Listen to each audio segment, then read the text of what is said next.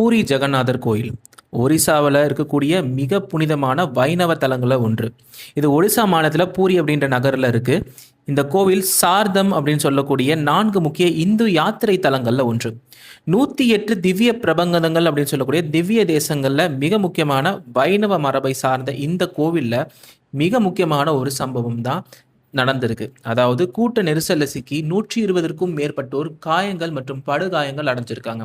அதுல ஒருவர் பலியானதா சம்பவங்கள் சொல்லுது. இன்னும் எத்தனை பேருக்கு என்னென்ன மாதிரியான ட்ரீட்மெண்ட் கொடுக்கப்பட்டிருக்கு அப்படின்றது இன்னும் அஃபிஷியலா வெளியாகல. முதல்ல அந்த கோவில்ல இவ்வளவு கூட்டம் நடக்கிறதுக்கான மிக முக்கியமான காரணம் என்னன்னா, அந்த கோவில்ல மிக முக்கியமான ஒரு ஃபங்க்ஷன் நடக்குது. அந்த கோவிலுடைய வரலாறை முதல்ல பார்த்துடலாம். இந்த பூரி ஜெகநாதர் கோயில் பார்த்தீங்கன்னா கிபி 12ஆம் நூற்றாண்டு ஆனந்தவர்மன் சோடங்க தேவ அப்படின்ற மன்னரால் கட்டப்பட்டது. பின்னல் பல அரசர்கள் இதனை விரிவுபடுத்தியிருக்காங்க. புராணங்களின்படி இந்த கோயில் இத்தலமானது முன்பு நீலமாதவன் என்ற வடிவில் பெருமாள் வழிபட்டார் அப்படின்னு சொல்லப்படுது. அதாவது இந்திராயும்னா என்ற மன்னர் அவரை காண விரும்பிய போது இறைவன் மறைந்தார். பின்னர் தெய்வீக கட்டளையின்படி கடலில் மிதந்து மரகத்தால் ஜெகநாதர் தோன்றினார் அப்படின்னு சொல்லப்படுது. இந்த மூலவர் அப்படின்னு பார்த்தீங்கன்னா கருவறையில் 3 முக்கிய மூலவ தெய்வங்கள் இருக்காங்க. ஒன்று ஜெகநாதர், அதாவது மகாவிஷ்ணுவின் கிருஷ்ணரின் திருவுருவம்.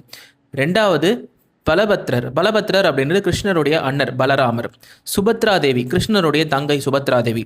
இவங்களோட சேர்ந்த சுதர்சன சுக்கிரமம் தனியாக பிரதிஷ்டை செய்யப்பட்டுள்ளது. இந்த மூர்த்திகளில் கல் அல்லது உலோகத்தால் அல்ல, வேப்ப மரம் தாரு பிரம்மம் கொண்டு உருவாக்கப்பட்டவை. அதாவது மரத்தினால் உருவாக்கப்பட்டதான் இந்த 3 மூர்த்திகளும். அடுத்து நபகேலபரம் அப்படின்னு சொல்லக்கூடிய மிக முக்கியமான விஷயம். அதாவது இந்த கோவிலுடைய மிக பெரிய சிறப்பு என்ன அப்படின்னு பார்த்தீங்கன்னா, சுமார் 12 முதல் 19 ஆண்டுகளுக்கு ஒரு முறை அதிக ஆஷாட மாதம் வரும் ஆண்டுகளில் நடைபெறும் இந்த திருவிழாவானது பழைய மரச்சிலைகளுக்கு பதிலாக புதிய மரச்சிலைகள் உருவாக்கப்படுகின்றன. பழைய சிலைகளில் உள்ளே இருக்கும் பிரம்ம பதார்த்தம் மிகுந்த ரகசியத்துடன் புதிய சிலைகளில் பிரதிஷ்டை செய்யப்படுகிறது. இந்த நிகழ்வை உலகம் முழுவதும் இருந்து பக்தர்கள் காண வருவாங்க. அந்த மிக முக்கியமான ஒரு சம்பவமாக தான் 1 லட்சத்திற்கும் விட்ட லட்சக்கணக்கான பக்தர்கள் உலகம் முழுவதும் இருந்து கூடியிருக்காங்க. அந்த கூடின பக்தர்கள்ல தான் 120 பேர் கூட்ட நெரிசலின் காரணமாக சிக்கியிருக்காங்க. அவங்கள பாதுகாப்பாக வெளியேற்றுறதுக்கு ஆம்புலன்ஸ் ஃபெசிலிட்டிஸ் இருந்தாலும் அந்த இடத்துல அந்த கூட்டத்தில் இன்னும் மக்கள் எந்த நிலைமையில பாதிக்கப்பட்டிருக்காங்க அப்படின்றது முழுமையாக தெரியவில்லை. இந்த கோவிலை பற்றி நம்ம பார்க்கறதுக்கு முன்னாடி இது 214 அடி உயர கோவில். அதாவது சுமார் 65 மீட்டர் அதோட கோபுரம் உயரமானது. கோவில் மேலே பார்த்தீங்கன்னா நீலச்சக்கரம் அஷ்டதாது உலோகத்தால் செய்யப்பட்டது. கோபுரத்தில் மேலே பார்த்தோன்னா தினமும் புதிய கொடி ஏற்றப்படுகிறது. இதில் என்ன மிக முக்கியமான ஒரு புகழ்பெற்ற நம்பிக்கை அப்படின்னு பார்த்தீங்கன்னா, கோவிலை எந்த திசையிலிருந்து பார்த்தாலும் கோபுரத்தின் மேல் உள்ள சக்கரம் உங்களை நோக்கியே இருப்பது போல தோன்றும். இந்த ரத யாத்திரை அப்படின்றது இதில் மிக முக்கியமான விஷயம். ஒவ்வொரு ஆண்டும் ஆஷாட மாதத்தில் இந்த ரத யாத்திரை நடக்கும்.